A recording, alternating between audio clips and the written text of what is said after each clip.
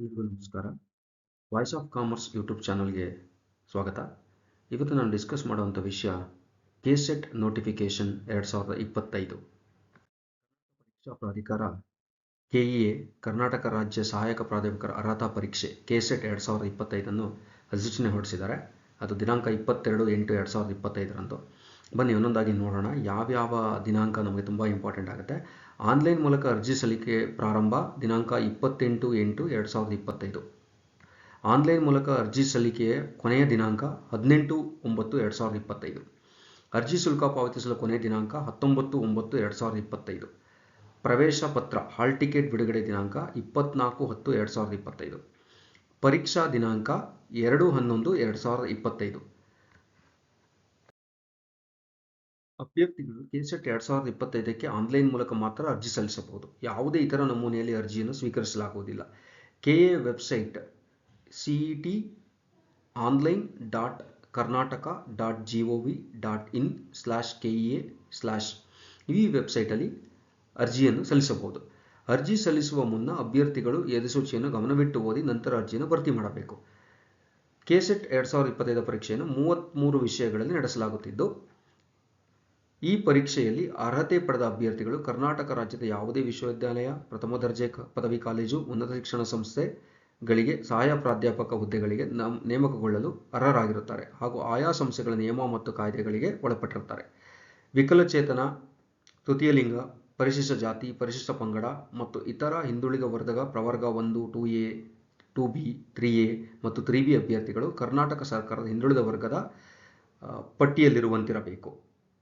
ಅವರು ಈ backward karnataka.gov.in ನಲ್ಲಿ ಚೆಕ್ ಮಾಡಿದಾಗ ಆ ಲೀಸ್ಟ್ ಸಿಗುತ್ತೆ. ಆ ಲೀಸ್ಟ್ ಪ್ರಕಾರ ಅವರ ಅರ್ಹತೆ ಇರಬೇಕಾಗತ್ತೆ.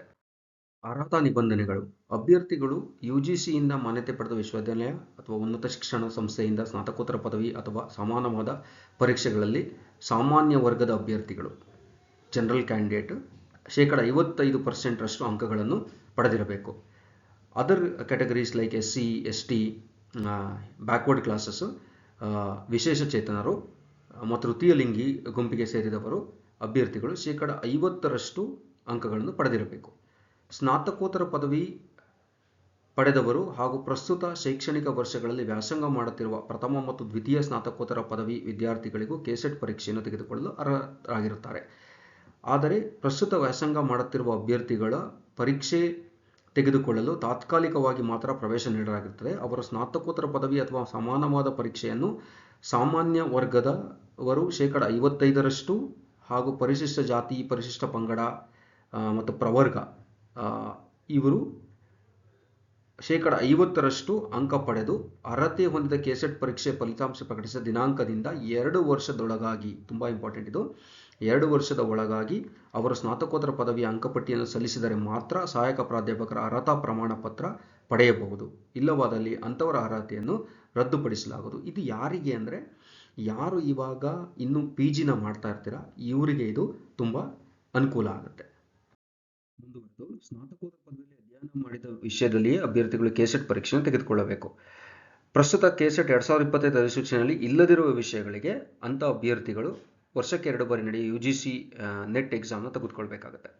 ಮತ್ತು 1999 ಸೆಪ್ಟೆಂಬರ್ 19ರೊಳಗೆ ಸ್ನಾತಕೋತ್ತರ ಪದವಿಯನ್ನು ಪೂರ್ಣಗೊಳಿಸಿ ಅಥವಾ PhD ಪದವಿ ಪಡೆದಿರುವವರು ಕೆಸೆಟ್ ಪರೀಕ್ಷೆಯನ್ನು ತೆಗೆದುಕೊಳ್ಳಲು ಒಟ್ಟು 5% ವಿನಾಯಿತಿ ಇರುತ್ತದೆ. ಅಂದರೆ 55% ಬದಲು 50% ಇರುತ್ತೆ.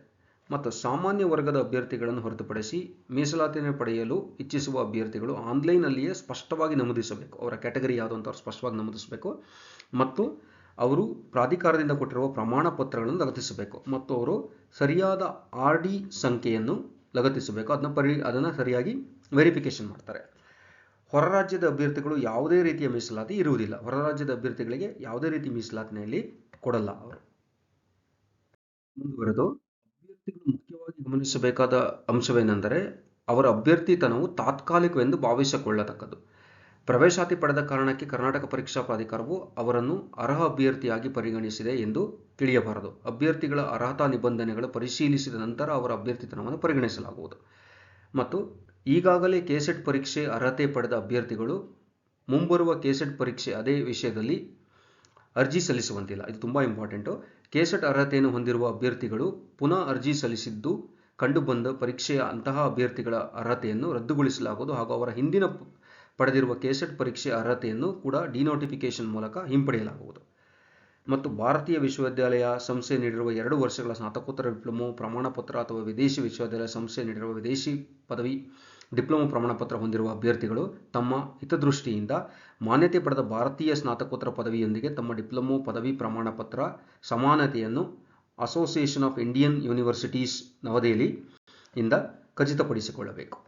ವಯೋಮಿತಿ ವಿಷಯಕ್ಕೆ ಬಂದಾಗ ಈ ಎಕ್ಸಾಮ್ಗೆ ಯಾವುದೇ ರೀತಿ ವಯೋಮಿತಿ ಇರುವುದಿಲ್ಲ, ಗರಿಷ್ಠ ವಯೋಮಿತಿ ಇರುವುದಿಲ್ಲ. ವಿನಾಯಿತಿ: ಕರ್ನಾಟಕ ರಾಜ್ಯ ಸಹಾಯಕ ಪ್ರಾಧ್ಯಾಪಕರ ಹುದ್ದೆಗೆ ವಿಶ್ವವಿದ್ಯಾಲಯ, ಪ್ರಥಮ ದರ್ಜೆ ಕಾಲೇಜು, ಉನ್ನತ ಶಿಕ್ಷಣ ಸಂಸ್ಥೆಗಳಿಗೆ ನೇಮಕವಾಗಬೇಕಾದರೆ ಅಭ್ಯರ್ಥಿಗಳು ಕಡ್ಡಾಯವಾಗಿ ಕೆಸೆಟ್ ಅಥವಾ ಎನ್ಇಟಿ ಪರೀಕ್ಷೆ ಅರ್ಹತೆ ಪಡೆಯಬೇಕೆಂಬ ನಿಯಮವಿದೆ.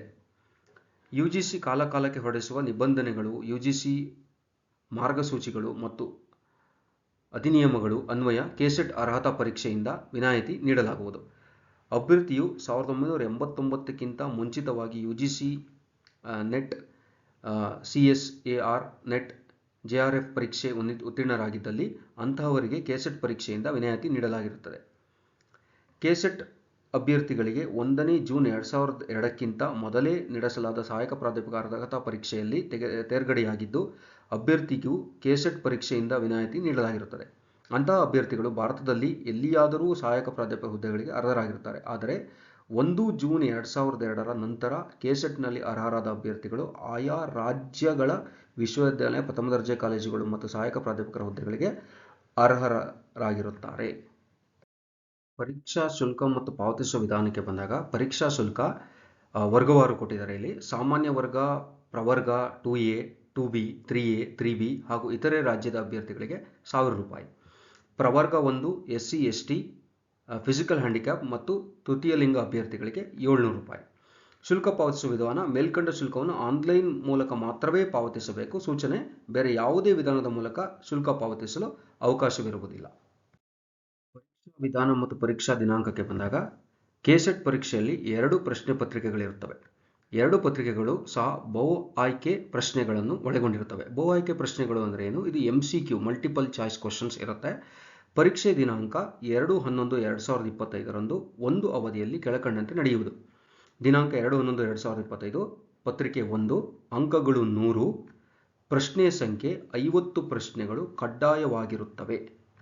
ಮತ್ತು ಪತ್ರಿಕೆ 2 ಅಂಕಗಳು 200, 100 ಪ್ರಶ್ನೆಗಳನ್ನು ಕಡ್ಡಾಯವಾಗಿರುತ್ತವೆ.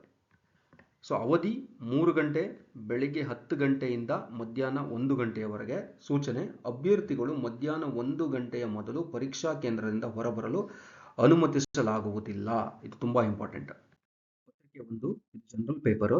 ಇಲ್ಲಿ ಅಭ್ಯರ್ಥಿಗಳ ಬೋಧನೆ, ಸಂಶೋಧನೆ ಮತ್ತು ಭೌತಿಕ ಸಾಮರ್ಥ್ಯಗಳನ್ನು ಪರೀಕ್ಷಿಸ್ತಾರೆ.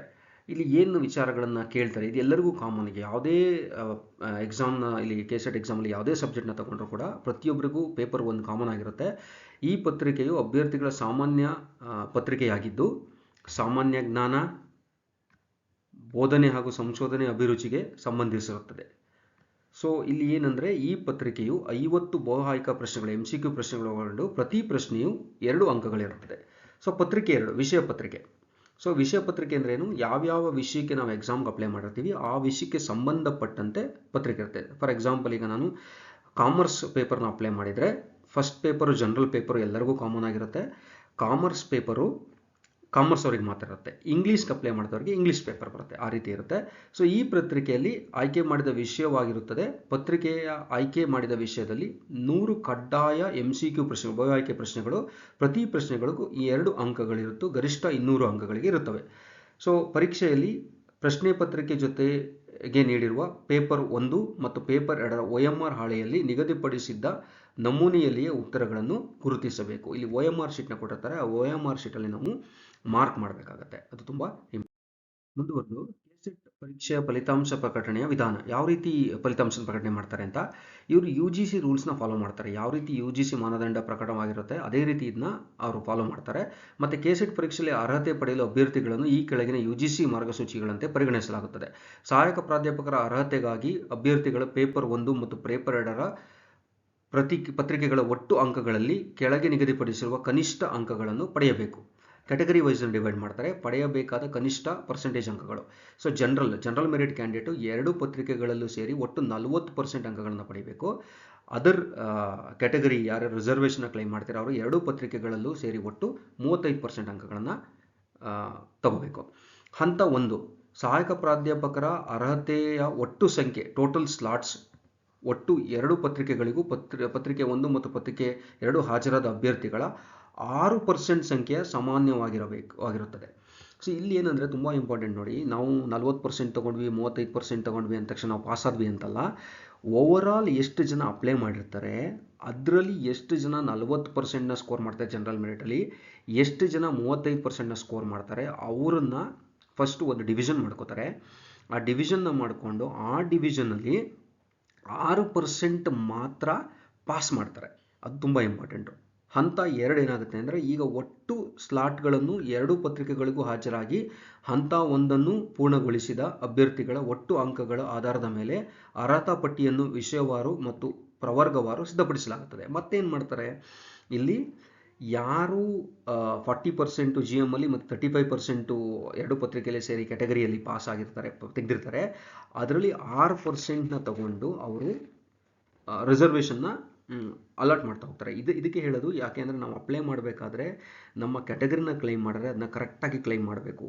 ರಾಂಗ್ ಆಗಿ ಕ್ಲೈಮ್ ಮಾಡಿದ್ರೆ ರಿಸಲ್ಟ್ಸ್ ಬರಲ್ಲ ಮತ್ತು ಪ್ರಾಬ್ಲಮ್ ಆಗೋ ಚಾನ್ಸಸ್ಗಳು ಇರುತ್ತೆ.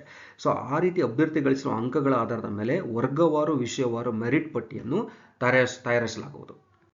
UGC ಫಲಿತಾಂಶದ ಸೂತ್ರದ ಪ್ರಕಾರ ಒಟ್ಟು ಸ್ಲಾಟ್ಗಳನ್ನು ಲೆಕ್ಕಾಚಾರ ಮಾಡಿ ರಾಜ್ಯ ಸರ್ಕಾರದ ಮೀಸಲಾತಿ ನೀತಿಯ ಅನುಸಾರವಾಗಿ ಅರ್ಹತಾ ಪಟ್ಟಿಯನ್ನು ವರ್ಗವಾರು ವಿಷಯವಾರು ಸಿದ್ಧಪಡಿಸಿ ಸಹಾಯಕ ಪ್ರಾಧ್ಯಾಪಕರ ಅರ್ಹತಾ ಫಲಿತಾಂಶವನ್ನು ಪ್ರಕಟಿಸಲಾಗುವುದು.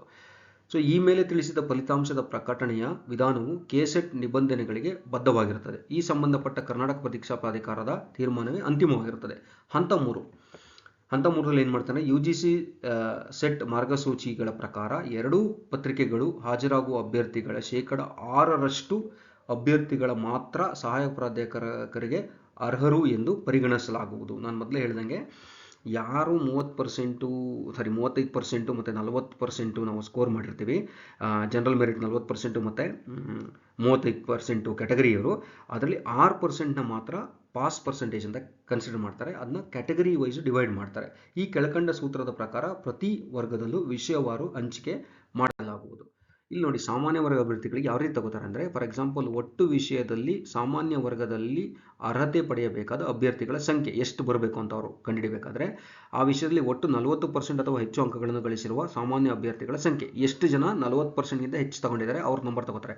ಫಾರ್ ಎಕ್ಸಾಂಪಲ್ ಈಗ 100 ಜನ ಅಪ್ಲೈ ಮಾಡಿದರೆ ಅದರಲ್ಲಿ 30 ಜನ 40%ಗಿಂತ ಮಾರ್ಕ್ಸ್ ತಗೊಂಡಿದ್ದಾರೆ ಅಂದರೆ 30 ಜನ ತಗೋತಾರೆ. ಮತ್ತು ಎಲ್ಲ ವಿಷಯದಲ್ಲಿ ಈಗ ಕಾಮರ್ಸು, ಮ್ಯಾನೇಜ್ಮೆಂಟು, ಸೈನ್ಸು, ಆರ್ಟ್ಸು ಎಲ್ಲದರಲ್ಲೂ ತಗೊಂಡು ಎಷ್ಟು ಜನ 40% ಆಗಿದ್ದಾರೆ ಅವ್ರು ತಗೋತಾರೆ.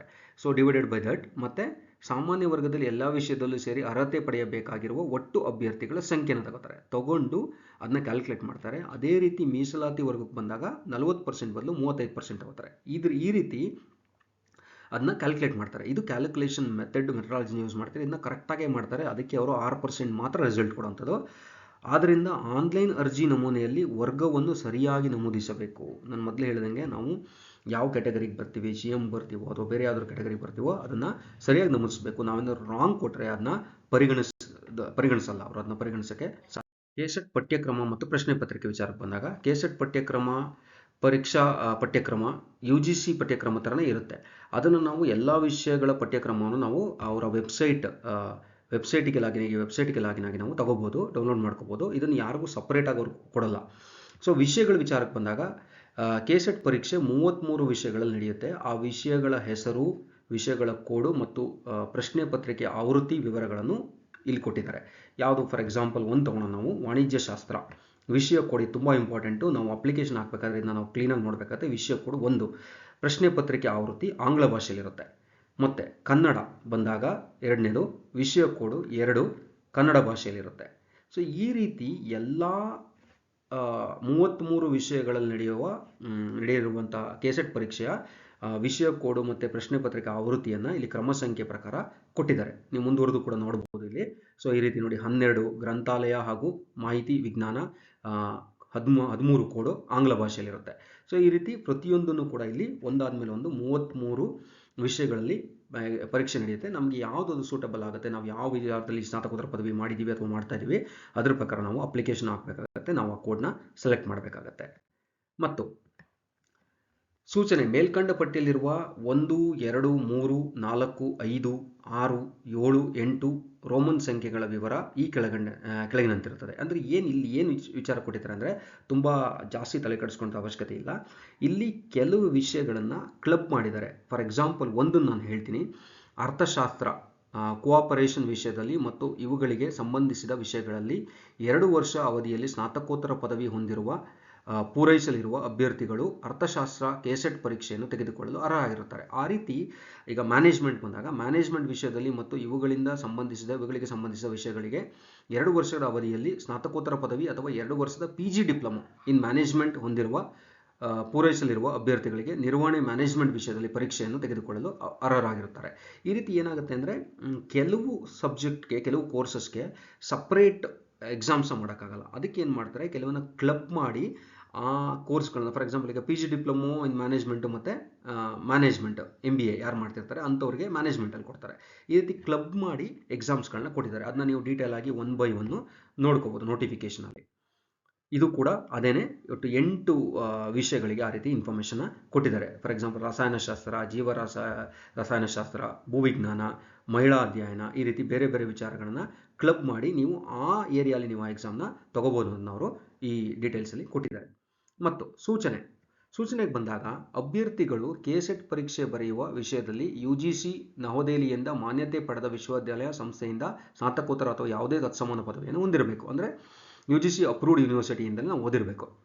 ಮತ್ತು ಒಂದಕ್ಕಿಂತ ಹೆಚ್ಚು ಸ್ನಾತಕೋತ್ತರ ಪದವಿ ಪಡೆದಿರುವ ಅಭ್ಯರ್ಥಿಗಳು ಯಾವುದಾದ್ರೂ ಒಂದು ವಿಷಯದಲ್ಲಿ ಮಾತ್ರ ಕೆಸೆಟ್ 2025 ಪರೀಕ್ಷೆಯನ್ನು ತೆಗೆದುಕೊಳ್ಳಬೇಕು. ತುಂಬ ಇಂಪಾರ್ಟೆಂಟ್. ಫಾರ್ ಎಕ್ಸಾಂಪಲ್ ಈಗ ನಾನು ಕಾಮರ್ಸ್ ಅಲ್ಲಿ MCOMನ ಮಾಡಿರ್ತೀನಿ ಮತ್ತು ನಾನು MBAನೂ ಕೂಡ ಮಾಡಿರ್ತೀನಿ ಅಂದರೆ ನಾನು ಯಾವುದಾದ್ರು ಒಂದು ವಿಷಯದಲ್ಲಿ ಮಾತ್ರ ನಾನು ಪರೀಕ್ಷೆ ತಗೋಬೇಕು. ನಾನು 2 ವಿಷಯದಲ್ಲೂ ಪರೀಕ್ಷೆ ತಗೊಳಕ್ಕಾಗಲ್ಲ, ಯಾಕಂದರೆ ಇದು ಕಾಮನ್ ಎಕ್ಸಾಮ್ ಒಂದೇ ದಿವಸ ನಡೆಯುತ್ತೆ. ಅಭ್ಯರ್ಥಿಗಳು ಪರೀಕ್ಷಾ ವಿಷಯವನ್ನು ಆಯ್ಕೆ ಮಾಡಿ ಅರ್ಜಿ ಸಲ್ಲಿಸಿದ ನಂತರ ಯಾವುದೇ ಕಾರಣಕ್ಕೂ ವಿಷಯಗಳ ಬದಲಾವಣೆ ಮಾಡಲು ಅವಕಾಶವಿಲ್ಲ. ಇಲ್ಲಿ ಏನು ಚೇಂಜ್ ಮಾಡೋಕ್ಕೆ ಅವಕಾಶ ಇರಲ್ಲ. ಸೊ ಪರೀಕ್ಷಾ ಕೇಂದ್ರಗಳು ಇದು ಕೂಡ ತುಂಬ ಇಂಪಾರ್ಟೆಂಟು. ಕೇಂದ್ರದ ಹೆಸರು, ಕ್ರಮ ಸಂಖ್ಯೆ ಮತ್ತು ಕೇಂದ್ರದ ಹೆಸರು ನೋಡಿ. 1 ಬೆಂಗಳೂರು, 2 ಬೆಳಗಾವಿ. ಇಲ್ಲಿ ನಾವು ಸೆಲೆಕ್ಟ್ ಮಾಡಬೇಕಾದ್ರೂ ಕೂಡ ನಾವು ನೀಟಾಗಿ ಸೆಲೆಕ್ಟ್ ಮಾಡಬೇಕು, ಯಾಕಂದರೆ ನಾವು ಒಂದ್ಸಲಿ ಸೆಲೆಕ್ಟ್ ಮಾಡಿದ್ಮೇಲೆ ಮತ್ತೆ ಚೇಂಜ್ ಮಾಡೋಕ್ಕೆ ಅವರು ಅವಕಾಶ ಕೊಡಲ್ಲ.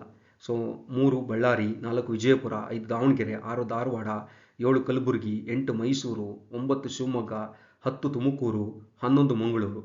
ನೋಡಿ ಈ ರೀತಿ ಭಾಗ ಎರಲ್ಲಿ ನೀಡಲಾದ ಆಯ್ದ 18 ವಿಷಯಗಳ ಕೆಸೆಟ್ ಪರೀಕ್ಷೆಯನ್ನು ಕರ್ನಾಟಕ ರಾಜ್ಯದ ಮೇಲ್ಕಂಡ 11 ಪರೀಕ್ಷಾ ಕೇಂದ್ರಗಳಲ್ಲಿ ನಡೆಸಲಾಗುತ್ತಿದ್ದು ಅಭ್ಯರ್ಥಿಗಳು ಯಾವುದಾದ್ರು ಒಂದು ಪರೀಕ್ಷಾ ಕೇಂದ್ರವನ್ನು ಮಾತ್ರ ಆಯ್ಕೆ ಮಾಡಿಕೊಳ್ಳಬೇಕು. ಅಂದರೆ ಇಲ್ಲಿ ಕೆಳಗಡೆ ಕೊಡ್ತಾರೆ. ಈಗ ಮತ್ತೆ ಭಾಗ ಎಲಿ ಒಂದು 18 ವಿಷಯಗಳನ್ನು ಕೊಡ್ತಾರೆ. ಆ 18 ವಿಷಯಗಳನ್ನು ನಾವು ಇಲ್ಲಿ ಯಾವುದಾದ್ರೂ 11ರಲ್ಲಿ ಯಾವುದಾದ್ರು ಒಂದು ಪರೀಕ್ಷಾ ಕೇಂದ್ರ ನಾವು ಸೆಲೆಕ್ಟ್ ಮಾಡ್ಕೊಡ್ಬೇಕಾಗುತ್ತೆ.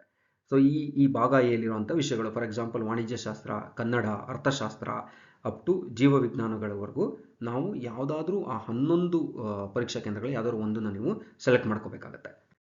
ಅಭ್ಯರ್ಥಿಗಳು ಭಾಗ ಬಿಯಲ್ಲಿ ನೀಡಿರುವ 15 ವಿಷಯಗಳಿಗೆ ಬೆಂಗಳೂರು ಕೇಂದ್ರವನ್ನು ಮಾತ್ರ ಆಯ್ಕೆ ಮಾಡಿಕೊಳ್ಳತಕ್ಕದ್ದು. ತುಂಬ ಇಂಪಾರ್ಟೆಂಟ್ ನೋಡಿ. ಯಾರಾದರೂ ಈ ವಿಷಯಗಳಲ್ಲಿ ಅಪ್ಲಿಕೇಶನ್ ಆಗ್ತಾ ಇದ್ದಾರೆ, ಕ್ರಮ ಸಂಖ್ಯೆ 1ರಿಂದ ಕ್ರಮ ಸಂಖ್ಯೆ 15, ಫಾರ್ ಎಕ್ಸಾಂಪಲ್ ವಿಷಯ ಕೋಡ್ 8 ಭೂಗೋಳಶಾಸ್ತ್ರ ಮತ್ತು ವಿಷಯ ಕೋಡ್ 41 ದೃಶ್ಯ ಕಲೆಗಳು. ಈ ರೀತಿ ಈ ಎಲ್ಲ ವಿಷಯಗಳಲ್ಲಿ ಯಾರಾದರೂ ಅಪ್ಲಿಕೇಶನ್ ಹಾಕಿದರೆ ಪರೀಕ್ಷಾ ಕೇಂದ್ರದ ವಿವರ, ಅಭ್ಯರ್ಥಿಗಳು 15 ವಿಷಯಗಳಿಗೆ ಬೆಂಗಳೂರು ಕೇಂದ್ರವನ್ನು ಮಾತ್ರ ಪರೀಕ್ಷಾ ಕೇಂದ್ರವಾಗಿ ಆಯ್ಕೆ ಮಾಡಿಕೊಳ್ಬೇಕು. ಸೊ ಸೂಚನೆ ಏನು ಹೇಳ್ತಾರೆ ಅಂದರೆ ಅಭ್ಯರ್ಥಿ ಒಮ್ಮೆ ಪರೀಕ್ಷಾ ಕೇಂದ್ರವನ್ನು ಆಯ್ಕೆ ಮಾಡಿದ ನಂತರ ಪರೀಕ್ಷಾ ಕೇಂದ್ರದ ಬದಲಾವಣೆ ಮಾಡಲು ಅವಕಾಶವಿರುವುದಿಲ್ಲ. ಎರಡನೇದು, ಅಭ್ಯರ್ಥಿಗಳು ಭಾಗ ಬಿಯಲ್ಲಿ ನಮೂದಿಸುವ 15 ವಿಷಯಗಳಿಗೆ ಬೆಂಗಳೂರು ಕೇಂದ್ರವನ್ನು ಮಾತ್ರ ಆಯ್ಕೆ ಮಾಡಿಕೊಳ್ಳಬೇಕು. ಬೇರೆ ಯಾವುದೇ ಕೇಂದ್ರ ನೀವು ಆಯ್ಕೆ ಮಾಡೋಕ್ಕೆ ಅವಕಾಶ ಇರಲ್ಲ. ಮತ್ತೆ ಅರ್ಜಿಯನ್ನು ಸಲ್ಲಿಸುವ ವಿಧಾನ, ಕೆಸೆಟ್ 2025ನ ಆನ್ಲೈನಲ್ಲೇ ಅರ್ಜಿ ಸಲ್ಲಿಸಬೇಕು, ಬೇರೆ ಯಾವುದೇ ಅವಕಾಶ ಇರಲ್ಲ. ಮೊದಲೇ ಹೇಳಿರ್ತಾರೆ ಆನ್ಲೈನ್ ಈ ವೆಬ್ಸೈಟಲ್ಲಿ ಅರ್ಜಿ ಸಲ್ಲಿಸಬೇಕು.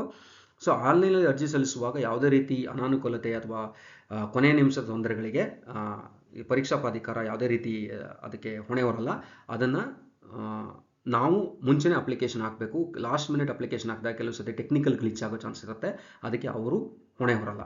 ಸೊ ಅಭ್ಯರ್ಥಿಗಳು ನಿಗದಿತ ವಿಷಯಗಳೊಂದಿಗೆ ಈ ಕೆಳಗಿನಂತೆ ನೋಂದಾಯಿಸತಕ್ಕದ್ದು ಅಭ್ಯರ್ಥಿಗಳ ವಿವರಗಳು, ವಿದ್ಯಾಭ್ಯಾಸ ಮತ್ತು ಕೆಸೆಟ್ 2025 ಪರೀಕ್ಷಾ ವಿವರಗಳು ಓಕೆ, ಇದನ್ನೆಲ್ಲನೂ ಕೂಡ ಅವರು ವಿದ್ಯಾರ್ಹತೆ ಕುರಿತಂತೆ ತಾವು PG ಕೋರ್ಸ್ಗಳನ್ನು ಉತ್ತೀರ್ಣರಾಗಿರುವ ಬಗ್ಗೆ ಅಥವಾ ಪ್ರಸ್ತುತ ವಿದ್ಯಾಭ್ಯಾಸ ಮಾಡ್ತಿರೋ ಬಗ್ಗೆ ಮಾಹಿತಿ ಸಲ್ಲಿಸುವುದು. ಮತ್ತು ಸೂಚನೆ ಏನು ಹೇಳ್ತಾರೆ ಅಂದರೆ, ಅಭ್ಯರ್ಥಿಗಳು KSET 2025 ಪರೀಕ್ಷೆ ಅಂತಿಮವಾಗಿ ಭರ್ತಿ ಮಾಡಿದ ಮುದ್ರಿತ ಪ್ರತಿಗಳನ್ನು ಸಂರಕ್ಷಿತಗೊಳಿಸುವುದು, ಸರದಿ ಮುದ್ರಿತ ಪ್ರತಿಗಳನ್ನು ಅವಶ್ಯಕತೆಗೆ ಅನುಗುಣವಾಗಿ ಸಲ್ಲಿಸುವುದು. ಅಂದರೆ ನೀವು ಸಬ್ಮಿಟ್ ಮಾಡೋ ಅವಶ್ಯಕತೆ ಇಲ್ಲ, ಅವರು ಅವಶ್ಯಕತೆಗೆ ಅನುಗುಣವಾಗಿ ನೀವನ್ನು ಸಬ್ಮಿಟ್ ಮಾಡಬೇಕಾಗತ್ತೆ. ಎಲ್ಲ ಸ್ಕ್ಯಾನ್ ಮಾಡಿದ ಪ್ರತಿಗಳನ್ನು ನೀವು JPEG ಸ್ವರೂಪದಲ್ಲಿ ಇರಬೇಕಂತ ನೀವು ಫಾರ್ಮೆಟಲ್ಲಿ ಮಾಡಿಕೊಂಡು ಆ ಫಾರ್ಮೆಟಲ್ಲಿ ನೀವನ್ನು ಇಟ್ಕೊಂಡಿರಬೇಕು. ಆನ್ಲೈನ್ ಅರ್ಜಿ ವ್ಯವಸ್ಥೆಯ ನಿರ್ದಿಷ್ಟಪಡಿಸಿದ ಗ್ರಂಥಗಳಿಗಿಂತ ಚಿಕ್ಕದಾದ ದೊಡ್ಡದಾದ ಫೈಲ್ಗಳನ್ನು ಅಪ್ಲೋಡ್ ಮಾಡಲು ಅನುಮತಿಸುವುದು. ಅಂದರೆ ಒಂದು ಸ್ಪೆಸಿಫಿಕ್ ಇರುತ್ತೆ ಅಲ್ಲಿ. ನೀವು ಆನ್ಲೈನ್ ವೆಬ್ಸೈಟಿಗೆ ಹೋದಾಗ ಇಷ್ಟು ಪಿಕ್ಸೆಲ್ ನೀವು ಅಪ್ಲೋಡ್ ಮಾಡಬೇಕು ಅಂತ ಇರುತ್ತೆ, ಆ ಪಿಕ್ಸೆಲ್ ನೀವನ್ನು ಅಪ್ಲೋಡ್ ಮಾಡಬೇಕಾಗುತ್ತೆ. ಅದು ಫಾರ್ಮೆಟ್ನ ಅಲ್ಲಿ ನೀವು ವೆಬ್ಸೈಟಲ್ಲಿ ಕೊಡ್ತಾರೆ, ಆ ಫಾರ್ಮೆಟ್ ಪ್ರಕಾರ ನೀವನ್ನು ಅಪ್ಲೋಡ್ ಮಾಡಬೇಕಾಗುತ್ತೆ. ಮತ್ತು KSET 2025 ಪರೀಕ್ಷೆಗೆ ನಿಗದಿಪಡಿಸಲಾದ ಶುಲ್ಕವನ್ನು ಆನ್ಲೈನ್ ಮೂಲಕವೇ ಪಾವತಿಸತಕ್ಕದ್ದು. ಮತ್ತು ಪ್ರವೇಶ ಪತ್ರವನ್ನು KEA ಅಂತರ್ಜಾಲದ ಮೂಲಕವೇ ಡೌನ್ಲೋಡ್ ಮಾಡಿಕೊಳ್ಳತಕ್ಕದ್ದು. ಅದನ್ನ ಅವ್ರು ಯಾರು ಇಂಡಿವಿಜುವಲ್ ಆಗಿ ಯಾರಿಗೂ ಹಾರ್ಡ್ ಕಾಪಿ ಕಳಿಸ್ಕೊಡಲ್ಲ. ನಾವು ವೆಬ್ಸೈಟಿಗೆ ಹೋಗಿ ಆ ಡೇಟಲ್ಲಿ ಹೋಗಿ ಅಲ್ಲಿ ನೋಡಿ, ಮೊದಲನೇ ಇದರಲ್ಲಿ ಹೇಳಿದೆ ನಾನು ಇಂಪಾರ್ಟೆಂಟ್ ಡೇಟ್ಸ್ನ, ಆ ಇಂಪಾರ್ಟೆಂಟ್ ಡೇಟ್ಸ್ ಪ್ರಕಾರ ನಾವನ್ನು ತಗೋಬೇಕಾಗತ್ತೆ, ಆ ಡೇಟ್ನ ನೋಡಿ. ಮತ್ತು ಸಾಮಾನ್ಯ ಸೂಚನೆಗಳು ಬಂದಾಗ ಇದು ಎಕ್ಸಾಮ್ ರಿಲೇಟೆಡ್. ಅಭ್ಯರ್ಥಿಗಳು ಪ್ರವೇಶ ಪತ್ರವನ್ನು ಪ್ರಾಧಿಕಾರದ ವೆಬ್ಸೈಟ್ನಿಂದನೇ ಡೌನ್ಲೋಡ್ ಮಾಡ್ಕೋಬೇಕು. ಮತ್ತು ಪ್ರವೇಶ ಪತ್ರದ ಜೊತೆಯಲ್ಲಿ ಡೌನ್ಲೋಡ್ ಮಾಡಿಕೊಳ್ಳುವ ಸೂಚನೆಗಳನ್ನು ತಪ್ಪದೇ ಓದಬೇಕಾಗತ್ತೆ. ಮತ್ತು ತಪ್ಪು ಉತ್ತರಗಳಿಗೆ ಋಣಾತ್ಮಕ ಮೌಲ್ಯಮಾಪನ ಇರುವುದಿಲ್ಲ. ಇದು ತುಂಬ ಇಂಪಾರ್ಟೆಂಟು. ಇಲ್ಲಿ ಋಣಾತ್ಮಕ ಮೌಲ್ಯಮಾಪನವಿರುವುದಿಲ್ಲ ಅಂದರೆ ಏನಂದರೆ, ನೀವು ಫಾರ್ ಎಕ್ಸಾಂಪಲ್ ಪೇಪರ್ 1ನಲ್ಲಿ 50 ಕ್ವಶನ್ನ ಅಟೆಂಡ್ ಮಾಡಿ ನೀವು ಅದರಲ್ಲಿ ಎಷ್ಟೇ ರಾಂಗ್ ಆದರೂ ಕೂಡ ನಿಮಗೆ ನೆಗೆಟಿವ್ ಮಾರ್ಕಿಂಗ್ ಇರಲ್ಲ. ಸೊ 50ರಲ್ಲಿ ನಿಮ್ಮದು 20 ರೈಟ್ ಆಯಿತು, 30 ರಾಂಗ್ ಆಯ್ತು ಅಂದರೆ ನಿಮ್ಮ ಮಾರ್ಕ್ಸ್ ಯಾವುದೇ ಕಾರಣಕ್ಕೂ ನೆಗೆಟಿವ್ ಮಾಡಲ್ಲ. ಈ ಮುಂಚೆ ಕೆಲವು ವರ್ಷಗಳ ಹಿಂದೆ ನೆಗೆಟಿವ್ ಮಾರ್ಕಿಂಗ್ ಇತ್ತು. ಈಗ ಇವ್ರು ಹೇಳ್ತಾರೆ ನೋಡಿ, ತಪ್ಪು ಉತ್ತರಗಳಿಗೆ ಋಣಾತ್ಮಕ ಮೌಲ್ಯಮಾಪನವಿರುವುದಿಲ್ಲ. ಸೊ ಯಾರು ಹೆದರಬೇಕಾಗಿಲ್ಲ, ಎಲ್ಲ ಕ್ವಶನ್ಸ್ನ ನೀವು ಅಟೆಂಡ್ ಮಾಡ್ಬೋದು. ಯಾಕಂದರೆ ನಿಮ್ಮ ಸರಿಯಾದ ಕ್ವಶನ್ಸ್ನ ಮಾತ್ರ ಅವರು ಕನ್ಸಿಡರ್ ಮಾಡ್ತಾರೆ, ರಾಂಗ್ ಕ್ವಶನ್ಸ್ನ ಅವರು ಕನ್ಸಿಡರ್ ಮಾಡಲ್ಲ. ಯಾವುದೇ ರೀತಿ ನೆಗೆಟಿವ್ ಮಾರ್ಕಿಂಗ್ ಆಗಲ್ಲ, ಈವನ್ ಪೇಪರ್ 1 ಅಥವಾ ಪೇಪರ್ 2 ಎರಡಕ್ಕೂ ಕೂಡ. ಮತ್ತು ಕೇವಲ KSET 2025 ಪರೀಕ್ಷೆಗೆ ಹಾಜರಾದ ಮಾತ್ರಕ್ಕೆ ಅರ್ಹತೆಯನ್ನು ಪಡೆದಿದ್ದೇನೆಂದು ಅಭ್ಯರ್ಥಿಗಳು ಭಾವಿಸಬಾರದು. ಅದು ಎಲ್ಲರಿಗೂ ಗೊತ್ತಿರೋದೆ, ನಾವು ಅರ್ಹತೆ ಪಡೆದಿದ್ವಿ ಅಂತ ಹೇಳೋಕ್ಕಾಗಲ್ಲ, ಯಾಕಂದರೆ you just attend the exam. So ಅಭ್ಯರ್ಥಿಗಳು ಪರೀಕ್ಷೆ ಕೊಠಡಿಯ ಒಳಗೆ ಯಾವುದೇ ಆಧುನಿಕ ಎಲೆಕ್ಟ್ರಾನಿಕ್ ಉಪಕರಣಗಳು like mobile phone, Bluetooth gadgets, marker, calculator, ಯಾವುದೇ ರೀತಿ ನೀವು ಫಾರ್ ಎಕ್ಸಾಂಪಲ್ ವಾಚ್ ಕೂಡ ನಾವು ತಗೊಂಡು ಹೋಗಂಗಿಲ್ಲ. ಇವಾಗ ಹೊಸ ರೂಲ್ಸಲ್ಲಿ ನಾವು ಗೋಲ್ಡ್ ಕೂಡ ವೇರ್ ಮಾಡೋಂಗಿಲ್ಲ. ಅದನ್ನು ಕೂಡ ನೋಡಿ, ಯಾವುದೋ ಒಂದು ಪಾಯಿಂಟಲ್ಲಿ ಹೇಳ್ತಾರೆ ಅವರು ನೋಡಿ, ಕಿವಿ, ತಲೆ, ಮುಖ ಮುಚ್ಚುವಂತಹ ವಸ್ತುಗಳನ್ನು ನಿಷೇಧಿಸಲಾಗಿದೆ. ಮತ್ತು ಇಲ್ಲೇನು ಹೇಳ್ತಾರೆ ನೋಡಿ, ಯಾವುದೇ ರೀತಿಯ ಲೋಹದ ಆಭರಣಗಳನ್ನು ಧರಿಸಿಕೊಂಡು ಬರುವುದು ನಿಷೇಧಿಸಿದೆ. ಮಂಗಳಸೂತ್ರ ಮತ್ತು ಕಾಲುಂಗುರವನ್ನು ಹೊರತುಪಡಿಸಿ, ಹೆಣ್ಣು ಮಕ್ಕಳಿಗೆ ಅದನ್ನು ಹೊರತುಪಡಿಸಿ ಇನ್ಯಾವುದೇ ರೀತಿ ಆಭರಣಗಳನ್ನು ಧರಿಸ್ಕೊಂಡು ಬರೋಕ್ಕೆ ಅವಕಾಶ ಇರೋದಿಲ್ಲ. ಅಭ್ಯರ್ಥಿತನವು ಸಂಪೂರ್ಣವಾಗಿ ತಾತ್ಕಾಲಿಕವಾಗಿರುತ್ತದೆ ಎಂಬುದನ್ನು ಗಮನಿಸಿರಬೇಕು. ಯಾಕಂದರೆ ಕೆಲವು ಸತಿ ನಾವು ಪ್ರವೇಶ ಪತ್ರವನ್ನು ನೀಡಿದ ತಕ್ಷಣ ನಮಗೆ ಕನ್ಸಿಡರೇಷನ್ ಮಾಡೋಕ್ಕಾಗಲ್ಲ. ಯಾವುದೇ ಟೈಮಲ್ಲಿ ಬೇಕಾದ್ರೆ ಅವರನ್ನು ರಿಜೆಕ್ಟ್ ಮಾಡ್ಬೋದು. ಮತ್ತು ಪ್ರವೇಶ ಪತ್ರದ ಜೊತೆಯಲ್ಲಿ ಅಭ್ಯರ್ಥಿಯು ಕಡ್ಡಾಯವಾಗಿ ಸರ್ಕಾರದಿಂದ ಮಾನ್ಯತೆ ಇರುವ ಭಾವಚಿತ್ರವುಳ್ಳ ಯಾವುದಾದರೂ ಒಂದು ಗುರುತಿನ ಚೀಟಿ, ಅಂದರೆ ಈಗ driving licence, passport, Aadhaar card, PAN card ತಗೊಂಡು ಹೋಗಬೇಕಾಗುತ್ತೆ. ಯಾಕಂದರೆ ಅವರು ವೆರಿಫೈ ಮಾಡ್ತಾರೆ. ನೆಕ್ಸ್ಟ್, ಕೊಠಡಿ ಮೇಲ್ವಿಚಾರಕರು ನೀಡುವ ಎಲ್ಲ ಸೂಚನೆಗಳನ್ನು ತಪ್ಪದೇ ಪಾಲಿಸಬೇಕು. ಯಾಕಂದರೆ ಅವರು ಇಂಪಾರ್ಟೆಂಟ್, ಅವ್ರು ಏನು ಹೇಳ್ತಾರೆ ಅದನ್ನ ಸೂಚನೆಗಳನ್ನು ನಾವು ಪಾಲಿಸಿ ನಾವು ಎಕ್ಸಾಮ್ ಬರೀಬೇಕಾಗುತ್ತೆ. ಪ್ರವೇಶ ಪತ್ರದಲ್ಲಿ ನಮೂದಿಸುವ ಸೂಚನೆಗಳನ್ನು ಗಮನವಿಟ್ಟು ಓದಿಕೊಳ್ಳಬೇಕು. ಪ್ರವೇಶ ಪತ್ರದಲ್ಲಿ ನಿಗದಿಪಡಿಸಿರುವ ಪರೀಕ್ಷಾ ಕೇಂದ್ರವನ್ನು ಹೊರತುಪಡಿಸಿ ಬೇರೆ ಪರೀಕ್ಷಾ ಕೇಂದ್ರದಲ್ಲಿ ಪರೀಕ್ಷೆಯನ್ನು ಬರೆಯಲು ಅಭ್ಯರ್ಥಿಗಳಿಗೆ ಅನುವು ಮಾಡಿಕೊಡುವುದಿಲ್ಲ. ಸೊ OMR ಉತ್ತರ ಪತ್ರಿಕೆಯ ಮೇಲೆ ಅಗತ್ಯ ಮಾಹಿತಿಯನ್ನು ಹೊರತುಪಡಿಸಿ ಬೇರೆ ಯಾವುದೇ ಮಾಹಿತಿಯನ್ನು ಬರೆಯುವ ಕಾರಣದಿಂದ ಅಭ್ಯರ್ಥಿಯ ಗುರುತಿನ ವಿವರಗಳು ಬಹಿರಂಗವಾಗುವ ಸಾಧ್ಯತೆ ಇರುವುದರಿಂದ, ಅಥವಾ ಆ ರೀತಿ ನಾವು ಯಾವುದೇ ರೀತಿ ನಾವು ಐಡೆಂಟಿಫಿಕೇಶನ್ ಮಾರ್ಕ್ನಲ್ಲಿ ಬರೆಯೋ ಅವಶ್ಯಕತೆ ಇಲ್ಲ. ಅದು ಬರೆದ್ರೆ ಅಂಥವ್ರಿಗೆ ಅಭ್ಯರ್ಥಿಗಳಿಗೆ ಅನರ್ಹತೆ ಅಂತ ಕನ್ಸಿಡರ್ ಮಾಡ್ತಾರೆ. ಅದರಿಂದ ನಾವು ಯಾವುದೇ ಐಡೆಂಟಿಫಿಕೇಶನ್ ಮಾರ್ಕ್ನ ಬರೀಬೋದು. ಅವ್ರು ಏನು ಕೇಳಿತಾರೆ ಅಷ್ಟು ಇನ್ಫಾರ್ಮೇಷನ್ ಮಾತ್ರ ಫಿಲ್ ಮಾಡಬೇಕಾಗತ್ತೆ. ಸೊ ಕೆಲವು ವಿಷಯಗಳಲ್ಲಿ ಪ್ರಶ್ನೆ ಪತ್ರಿಕೆಗಳು ಇಂಗ್ಲೀಷ್ ಕನ್ನಡ ಆವೃತ್ತಿಯಲ್ಲಿ ಮುದ್ರಿತವಾಗಿರುತ್ತದೆ. ಬೋತ್ ಬೈಲಿಂಗ್ ವೇಲಲ್ಲಿ ಕೊಟ್ಟಿರ್ತಾರೆ, ಇಂಗ್ಲೀಷ್ ಆ್ಯಂಡ್ ಕನ್ನಡ ಎರಡರಲ್ಲೂ ಇರುತ್ತೆ. ಅಂಥವ್ರು ಏನಾದರೂ ಡೌಟ್ ಬಂದರೆ ಇಂಗ್ಲೀಷ್ ಕನ್ನಡ ಎರಡನ್ನೂ ಕೂಡ ನಾವು ನೋಡ್ಕೋಬೇಕಾಗತ್ತೆ. ಸೊ ವಿಶೇಷಚೇತನ ಅಭ್ಯರ್ಥಿಗಳಿಗೆ ಪತ್ರಿಕೆ 1 ಹಾಗೂ ಪತ್ರಿಕೆ 2 ಗಳಲ್ಲಿ ಸೇರಿ 60 ನಿಮಿಷಗಳ ಹೆಚ್ಚುವರಿ ಸಮಯವನ್ನು ನೀಡಲಾಗುತ್ತದೆ. ಯಾರಾದರೂ ವಿಕಲಚೇತನರು ವಿಶೇಷಚೇತನರು ಇರ್ತಾರಲ್ಲ ಅಂಥ ಅಭ್ಯರ್ಥಿಗಳಿಗೆ, ಅವರಿಗೆ ಲಿಪಿಕಾರರ ಸಹಾಯ ಬಯಸುವ ವಿಶೇಷಚೇತನರ ಅಭ್ಯರ್ಥಿಗಳು ಪ್ರಾಧಿಕಾರದ ವೆಬ್ಸೈಟನ್ನು ಗಮನಿಸುವುದು. ಅವರು ಪ್ರಾಧಿಕಾರ ವೆಬ್ಸೈಟ್ನ ನೋಡಿ ಅದಕ್ಕೆ ಸಂಬಂಧಪಟ್ಟಂಥ ಮಾಹಿತಿಯನ್ನು ಅವರು ತಗೊಂಡು ಅದಕ್ಕೆ ಅಪ್ಲೈ ಮಾಡಬೇಕಾಗತ್ತೆ. ಸೊ ಪರೀಕ್ಷಾ ಸೂಚನೆಗಳು. ಸೊ ಅಭ್ಯರ್ಥಿಗಳಿಗೆ KSET 2025 ಪರೀಕ್ಷೆಯ ಪೂರ್ಣ ಮಾಹಿತಿಯನ್ನು KEA ಅಂತರ್ಜಾಲದಲ್ಲಿ ಈ ಸೇಮ್ ವೆಬ್ಸೈಟಲ್ಲಿ ಅವರು ಕೊಟ್ಟಿದ್ದಾರೆ. ಅಭ್ಯರ್ಥಿಗಳು ಮಾರ್ಗದರ್ಶನಕ್ಕಾಗಿ ನೀಡಲಾಗಿರುತ್ತದೆ ಹಾಗೂ ಅಭ್ಯರ್ಥಿಗಳಿಗೆ ಅಂಚೆ ಮೂಲಕ ಯಾವುದೇ ಮಾಹಿತಿಯನ್ನು ಮಾಹಿತಿಯ ಪತ್ರಿಕೆಯನ್ನು ನೀಡಲಾಗುವುದಿಲ್ಲ. ಅಲ್ಲೇ ನಾವು ನೋಡ್ಕೋಬೇಕಾಗತ್ತೆ. ಮೌಲ್ಯಮಾಪನಕ್ಕೆ ಅಥವಾ ಮರು ಎಣಿಕೆಗೆ ಅವಕಾಶವಿರುವುದಿಲ್ಲ. ನಾವು ಮರು ಮೌಲ್ಯಮಾಪನ ಮತ್ತು ಮರು ಎಣಿಕೆಗೆ ನಾವು ಅವಕಾಶ ಕೇಳೋಂಗಿಲ್ಲ. ಸೊ ಮತ್ತೆ KSET 2020 ಪರೀಕ್ಷೆಯ ಕೀ ಉತ್ತರಗಳನ್ನು KE ಅಂತರ್ಜಾಲದಲ್ಲಿ ಪರೀಕ್ಷೆ ಮುಗಿದ ನಂತರ ಪ್ರಕಟಿಸಲಾಗುವುದು. ಅಲ್ಲೇ ಡಿಸ್ಕ್ಲೋಸ್ ಮಾಡ್ತಾರೆ. ಸೊ ತಾತ್ಕಾಲಿಕ ಕೀ ಉತ್ತರಗಳಿಗೆ ತೃಪ್ತಿ ಹೊಂದದ ಅಭ್ಯರ್ಥಿಗಳು, ಇದು ತುಂಬ ಇಂಪಾರ್ಟೆಂಟ್ ನೋಡಿ, ನೀವು ಅಬ್ಜೆಕ್ಷನ್ ಹಾಕ್ಬೋದು. ಸೊ ತೃಪ್ತಿ ಹೊಂದದ ಅಭ್ಯರ್ಥಿಗಳು ಆನ್ಲೈನ್ನಲ್ಲಿ ಅರ್ಜಿ ಸಲ್ಲಿಸುವ ಮೂಲಕ ಆಕ್ಷೇಪಣೆ ಹಾಕಬಹುದು. ಫಾರ್ ಎಕ್ಸಾಂಪಲ್, ಈಗ ಯಾವುದೋ ಒಂದು ಕ್ವಶನ್ ನಿಮಗೆ ರಾಂಗ್ ಅನಿಸುತ್ತೆ, ನಿಮ್ಮ ಹತ್ರ ಪ್ರೂಫ್ ಇದೆ, ವ್ಯಾಲಿಡ್ ಪ್ರೂಫ್ ಇರುತ್ತೆ, ಅಥವಾ option A right, option C wrong ಅನ್ಸಿರುತ್ತೆ, ಅವ್ರು ಆಪ್ಷನ್ ಸಿ ರೈಟ್ ಕೊಟ್ಟಿರ್ತಾರೆ, ಫಾರ್ ಎಕ್ಸಾಂಪಲ್ ಹೇಳ್ತಾ ಇರೋದು. ಆ ರೀತಿ ಇದ್ದಾಗ ನೀವು ಅದನ್ನ ಆಕ್ಷೇಪಣೆ ಹಾಕ್ಬೋದು. ಆಕ್ಷೇಪಣೆ ಹಾಕ್ಬೇಕಾದ್ರೆ ಸರಿಯಾದ ದಾಖಲಾತಿ ಹೊಂದಿಸಬೇಕಾಗುತ್ತೆ. ಸೊ ಪ್ರತಿ ಪ್ರಶ್ನೆಗೆ 100 ಮೊತ್ತವನ್ನು ಪಾವತಿಸಬೇಕು. ನೀವು 100 ರೂಪಾಯಿನ ಕೊಟ್ಟು ಅಬ್ಜೆಕ್ಷನ್ ಹಾಕಬೇಕಾಗತ್ತೆ. ಓಕೆ, ಅಂದರೆ ಯಾರು ಅಬ್ಜೆಕ್ಷನ್ ಹಾಕಿದ್ರು ಎಲ್ಲರಿಗೂ ಅದು ಕೌಂಟ್ ಆಗೋ ಚಾನ್ಸಸ್ ಕೂಡ ಇರುತ್ತೆ. ನೆಕ್ಸ್ಟ್, ಆಕ್ಷೇಪಣೆಗಳ ಮೇಲಿನ KA ನಿರ್ಧಾರವೇ ಅಂತಿಮವಾಗಿರುತ್ತದೆ ಮತ್ತು ಅಂತಿಮ ಉತ್ತರಗಳನ್ನು ಅಂತರ್ಜಾಲದಲ್ಲಿ ಪ್ರಕಟಿಸಿ ನಂತರ KSET ಫಲಿತಾಂಶ ಪ್ರಕಟಿಸುತ್ತೆ. ಅಂದರೆ ನಾವು ಅಬ್ಜೆಕ್ಷನ್ ಹಾಕಿದ ತಕ್ಷಣ ಅದು ರೈಟ್ ಅಂತ ಹೇಳೋಕ್ಕಾಗಲ್ಲ, ಅದನ್ನು KA ನಿರ್ಧಾರ ಮಾಡುತ್ತೆ. ಸೊ ನಿರ್ಧಾರ ಮಾಡಿ ಅದಕ್ಕೆ ಫೈನಲ್ ಕೀ ಆನ್ಸರ್ಸ್ನ ಡಿಸ್ಕ್ಲೋಸ್ ಮಾಡ್ತಾರೆ. ಸೊ ಅಂತಿಮ ಕೀ ಉತ್ತರಗಳನ್ನು ಪ್ರಕಟಿಸಿದ ನಂತರ ಅಭ್ಯರ್ಥಿಗಳು ಪುನಃ ಆಕ್ಷೇಪಣೆಯನ್ನು ಸಲ್ಲಿಸಲು ಅವಕಾಶವಿರುವುದಿಲ್ಲ. ಒಂದ್ಸಲಿ ಫೈನಲ್ ಕೀ ಆನ್ಸರ್ ಬಂತು ಅಂದರೆ ನಾವು ಮತ್ತೆ ಅಬ್ಜೆಕ್ಷನ್ನ ಫೈಲ್ ಮಾಡೋಕ್ಕಾಗಲ್ಲ. ಎಲ್ಲ ವಿಷಯದಲ್ಲೂ ಕರ್ನಾಟಕ ಪರೀಕ್ಷಾ ಪಾಲಕರ ನಿರ್ಣಯವೇ ಅಂತಿಮವಾಗಿರುತ್ತದೆ. ಅನರ್ಹಗೊಂಡ ಅಭ್ಯರ್ಥಿಗಳಿಗೆ KAಯಿಂದ ಯಾವುದೇ ಅಂಕಪಟ್ಟಿಯನ್ನು ನೀಡಲಾಗುವುದಿಲ್ಲ. ಅಧಿಸೂಚನೆಯಲ್ಲಿ ಯಾವುದೇ ಬದಲಾವಣೆಗಳಾದಲ್ಲಿ ಅದು UGC ನಿಯಮಗಳ ಅನುಗುಣವಾಗಿಯೇ ಇರುತ್ತದೆ. ಪರೀಕ್ಷೆ ಸಂಬಂಧಪಟ್ಟ ಯಾವುದೇ ವಿಷಯವಾದಲ್ಲಿ ಮಾನ್ಯ ಕರ್ನಾಟಕ ಉಚ್ಚ ನ್ಯಾಯಾಲಯ ಹೈಕೋರ್ಟ್ ವ್ಯಾಪ್ತಿಗೆ ಮಾತ್ರ ಒಳಪಟ್ಟಿರುತ್ತದೆ. ಇದು ಕೂಡ ತುಂಬ. ಕೊನೆಯದಾಗಿ KSET 2025 ಸಂಪೂರ್ಣ ಅರ್ಜಿ ಸಲ್ಲಿಕೆ ಪ್ರಕ್ರಿಯೆ ಆನ್ಲೈನಲ್ಲಿ ಮಾತ್ರ ನಡೆಯುತ್ತೆ. ಅಂದರೆ ನಾನು ಮೊದಲೇ ಹೇಳಿದಂಗೆ ನೀವು ಯಾವುದೇ ರೀತಿ ದೃಢೀಕರಣ ಪ್ರಮಾಣ ಪತ್ರ, ಇನ್ನೊಂದು ಮತ್ತೊಂದು ಯಾವುದನ್ನು ಕೂಡ ನೀವು ಹಾರ್ಡ್ ಕಾಪಿನ ಸಬ್ಮಿಟ್ ಮಾಡೋ ಅವಶ್ಯಕತೆ ಇಲ್ಲ. ಎಲ್ಲನೂ ಕೂಡ ನೀವು ಆನ್ಲೈನೇ ಅಪ್ಲೋಡ್ ಮಾಡಬೇಕು. ಅಲ್ಲೇ ಅವರು ಅದನ್ನ ವೆರಿಫೈ ಮಾಡ್ತಾರೆ, ಅಲ್ಲೇ ಅವರು ಕನ್ಸಿಡರ್ ಮಾಡ್ತಾರೆ. ನಿಮಗೆ ಡಾಕ್ಯುಮೆಂಟಿಂದ ಪ್ರತಿಯೊಂದು ನೀವು ಬೈ ಹ್ಯಾಂಡ್ ತಲುಪಿಸೋದು, ಪೋಸ್ಟ್ ಮಾಡೋಂಥ ಅವಶ್ಯಕತೆ ಇರಲ್ಲ. ಅದನ್ನ ಈ ಪಾಯಿಂಟಲ್ಲಿ ಅವರು ಹೇಳಿದ್ದಾರೆ. ಮತ್ತು ಅರ್ಹ ಅಭ್ಯರ್ಥಿಗಳನ್ನು ಕನ್ಸಿಡರ್ ಮಾಡ್ಕೋತಾರೆ. ಮತ್ತು ಲಾಸ್ಟ್ ಪಾಯಿಂಟಲ್ಲಿ ಸಂಪರ್ಕಿಸುವ ವಿಳಾಸ ಕೊಟ್ಟಿದ್ದಾರೆ. ಕಾರ್ಯನಿರ್ವಹಣಾ ನಿರ್ದೇಶಕರು, ಕರ್ನಾಟಕ ಪರೀಕ್ಷಾ ಪ್ರಾಧಿಕಾರ, ಸಂಪಂಗಿ ರಸ್ತೆ, 18ನೇ ಅಡ್ಡ ರಸ್ತೆ, ಮಲ್ಲೇಶ್ವರಂ, ಬೆಂಗಳೂರು. ಮತ್ತು ಅವರ ದೂರವಾಣಿ ಸಂಖ್ಯೆ ಮತ್ತು ಇಮೇಲ್ ಐಡಿನ ಕೊಟ್ಟಿದ್ದಾರೆ. ಸೊ ಮತ್ತು ವೆಬ್ಸೈಟ್ ಅಡ್ರೆಸ್ನ ಕೂಡ ಕೊಟ್ಟಿದ್ದಾರೆ ಮತ್ತೊಂದು ಬಾರಿ.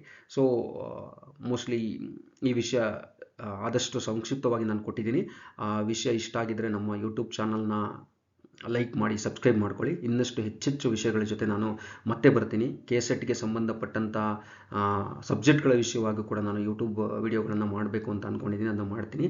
ಎಲ್ಲರಿಗೂ ಕೂಡ ಒಳ್ಳೆಯದಾಗಲಿ. ಎಲ್ಲರಿಗೂ ಕೂಡ ಆನ್ಲೈನಲ್ಲಿ ಈ ಎಕ್ಸಾಮ್ಗೆ ಅಪ್ಲೈ ಮಾಡಿ, ಯಾರ್ಯಾರು ಅರ್ಹರಿದ್ದೀರ ಎಲ್ಲ ಅಪ್ಲೈ ಮಾಡಿ ನೀವು ಎಕ್ಸಾಮ್ನ ಬರೀರಿ. ಎಲ್ಲರಿಗೂ ಒಳ್ಳೆಯದಾಗಲಿ. Thank you.